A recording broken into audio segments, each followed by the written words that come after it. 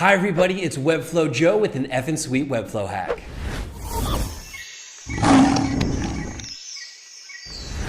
In this hack, we learn how to customize CMS item filtering parameters with Webflow CMS text fields. Let's see how it works.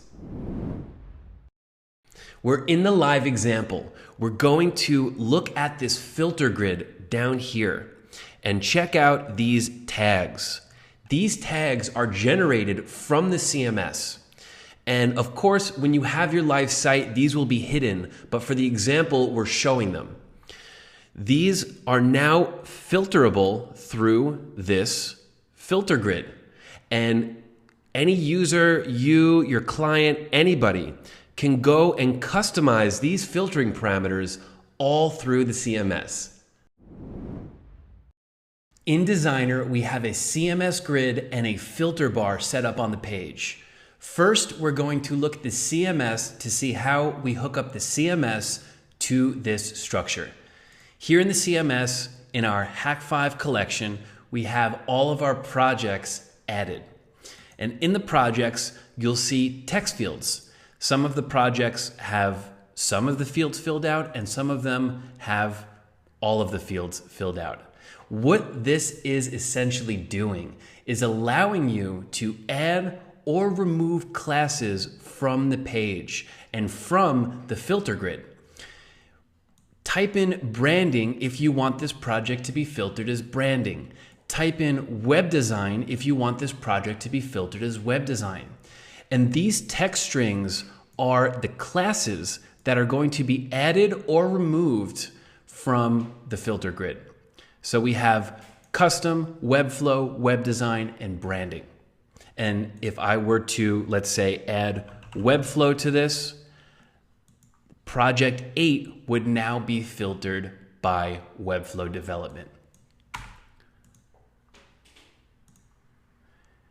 As we go back into the structure, we're going to look at the filter bar first.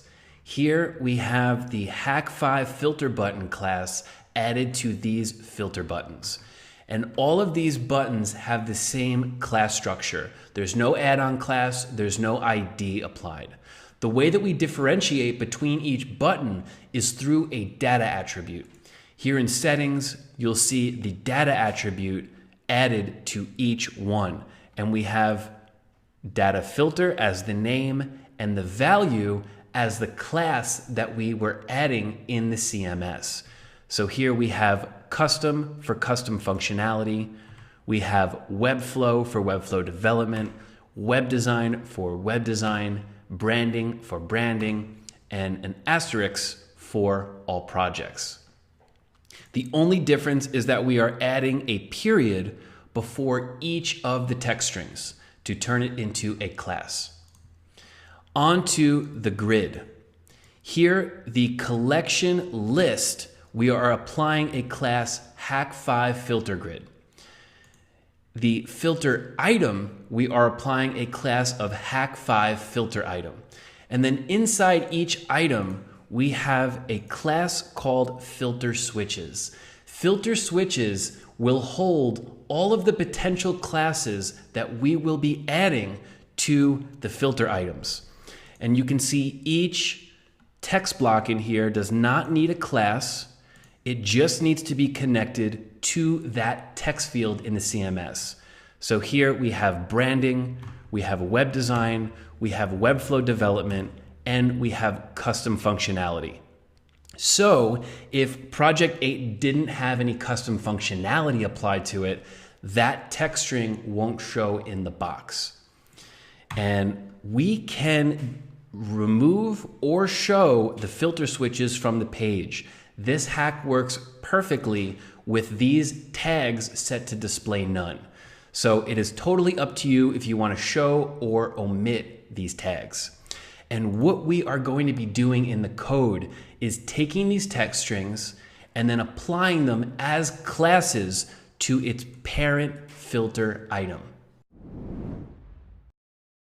Let's break down this code line by line.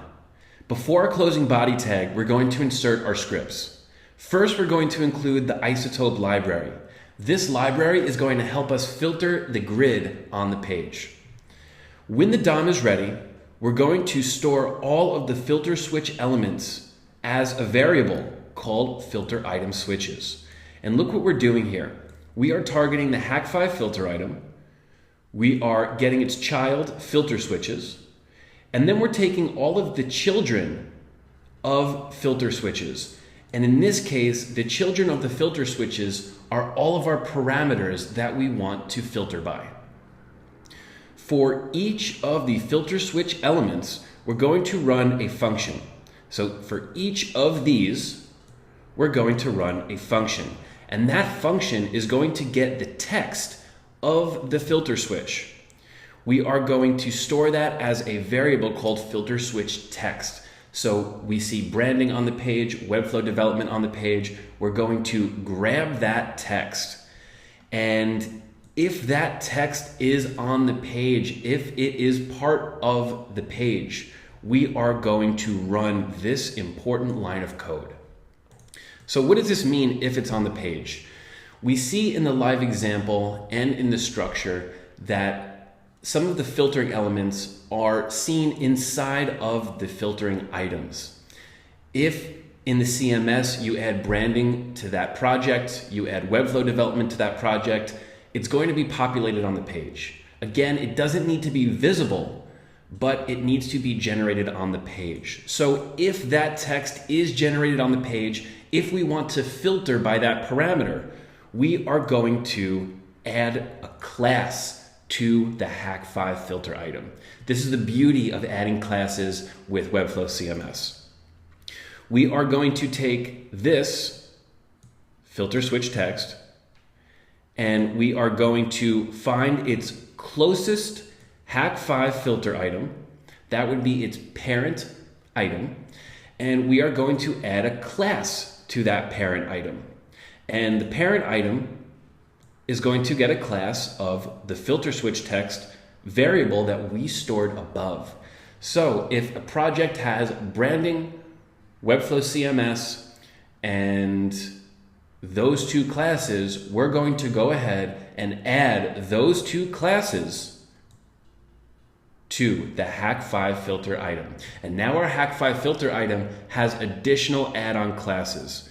So something with branding would look like this. We have our Hack5 filter item, and if we were to open up Inspector, we would see that a branding one would also have branding attached to it, and let's say it would also have Webflow attached to it. Great, so now we're starting to add classes to our items. We can now start to work with Isotope to filter those items. First, we're going to initialize Isotope on the filter grid. So we are going to call Isotope on the Hack5 filter grid, and we are going to then specify the children that we want to filter by. So we're telling Isotope this is the grid we want to work with, and this Hack5 filter item is the element that we want to filter inside of the grid. And now on the click of each Hack5 filter button, on click, we're going to run this function. We're going to get the data filter value and then store it in the filter value variable.